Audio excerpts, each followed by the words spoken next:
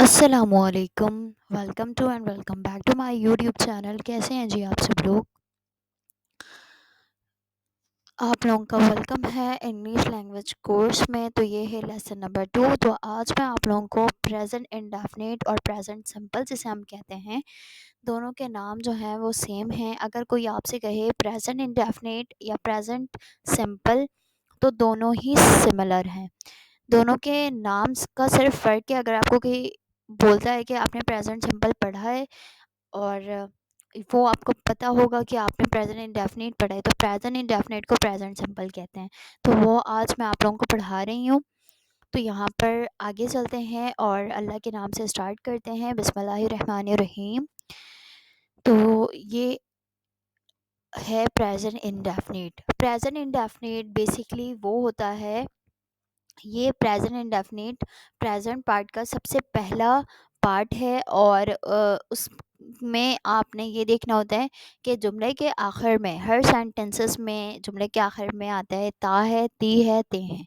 जो काम आप अपने रोज़ाना के रूटीन में करते हैं, जैसे कि मैं स्कूल जाती हूँ, मैं खाना पकाती हूँ, आप कपड़े धोते हैं और बच्चे ट्यूशन आते हैं।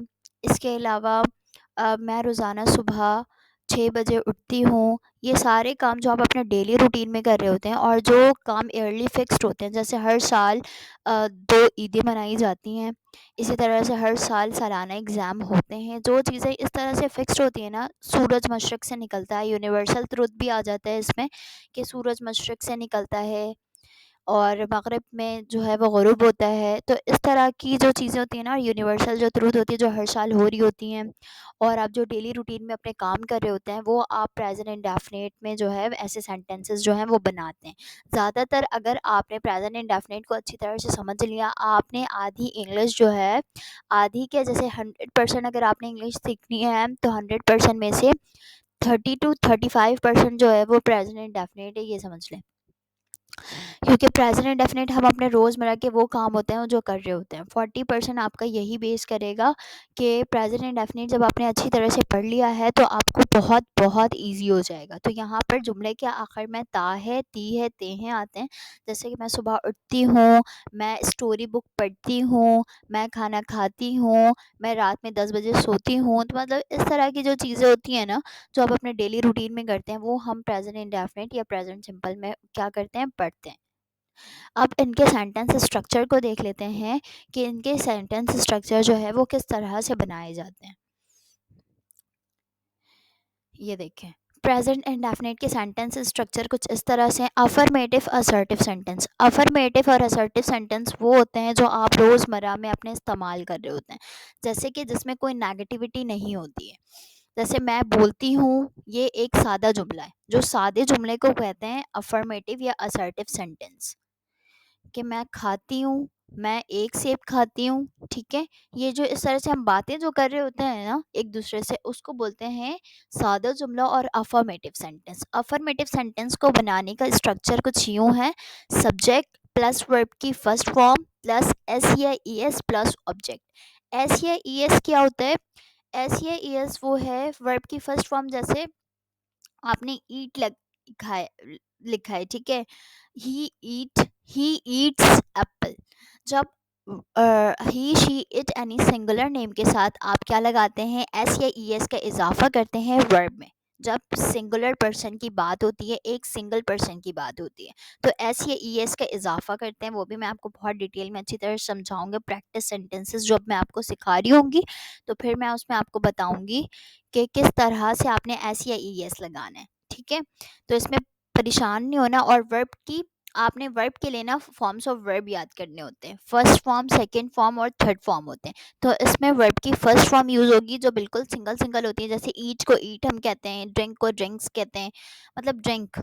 ये इस तरह से गॉट है, वो गेट है, गिव है, इन सब की फर्स्ट फॉर्म यूज़ होगी प्रेजेंट इंडेफिनिट में। सब्जेक्ट प्लस वर्ब की फर्स्ट फॉर्म प्लस एस या ई एस प्लस ऑब्जेक्ट। ये आपके अफर्मेटिव असर्टिव सेंटेंस का ये स्ट्रक्चर है, ठीक है? नेगेटिव सेंटेंस बनाएंगे तो क्या होगा? सब्जेक्ट प्लस डज नॉट या डू नॉट प्लस वर्ब की first form plus object. He she it any singular के साथ जहाँ पर आपने वर्ब में एस या ई एस लगाया है, तो वहाँ पर आप डज़ लगाएंगे, ठीक है, और बाकी प्लूरल के साथ आप डू लगाएंगे। डज़ लगाने के बाद वर्ब में एस ई एस जो है वो ख़त्म हो जाता है, क्योंकि आपने डज़ के साथ जो है डू के साथ आपने ई एस लगा लिया है, तो वो अब डज़ हो गया, ठीक है। तो he she it any singular person के साथ आप डज़ यूज़ करेंगे, बाकी यू के साथ, दे के साथ डू यूज़ करेंगे। इसी तरह से दो नाम आ जाएं, डू यूज़ करेंगे। इसी तरह से बर्ड्स आ जाएं, चिल्ड्रन आ जाएं, एनी प्लूरल सब्जेक्ट के साथ आप क्या यूज़ कर रहे हैं, डू, और एनी सिंगुलर सब्जेक्ट के साथ आप क्या यूज़ करेंगे, डज, ठीक है। आगे चलते हैं। यहाँ पर अब बात आ जाती है इंट्रोगेटिव सेंटेंस की। इंट्रोगेटिव सेंटेंस वो सेंटेंस होता है जिसमें आप किसी से सवाल करते हैं। क्या तुमने खाना क्या तुमने क्या तुम सेब खाती हो, ठीक है।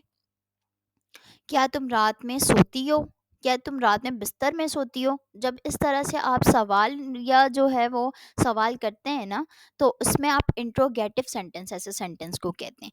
तो सबसे पहले इसमें क्या करते हैं, हेल्पिंग वर्ब जो है, हेल्पिंग वर्ब तो यहाँ थी नहीं, तो यहाँ पे डज और डू का इस्तेमाल किया है हम लोगों ने, तो ये सबसे पहले आ जाएंगे। फिर उसके बाद आपका सब्जेक्ट आ जाएगा, फिर उसके बाद वर्ब की फर्स्ट फॉर्म आएगी प्लस ऑब्जेक्ट, और लास्ट में क्वेश्चन मार्क, क्योंकि आप एक सवाल कर रहे हैं। क्या तुम सेब खाते हो, ठीक है। क्या तुम स्कूल जाते हो। तो जब आप इस तरह से सवाल पूछेंगे तो इस तरह से आपने जो है वो सेंटेंस स्ट्रक्चर को रखना है। उसके बाद है intro negative sentence. Intro negative sentence वो होते हैं जिसमें आप सवाल भी पूछ रहे होते हैं, जैसे ऐसे पूछते हैं ना, क्या तुम सेब नहीं खाते। इस तरह से सवाल आ जाते हैं।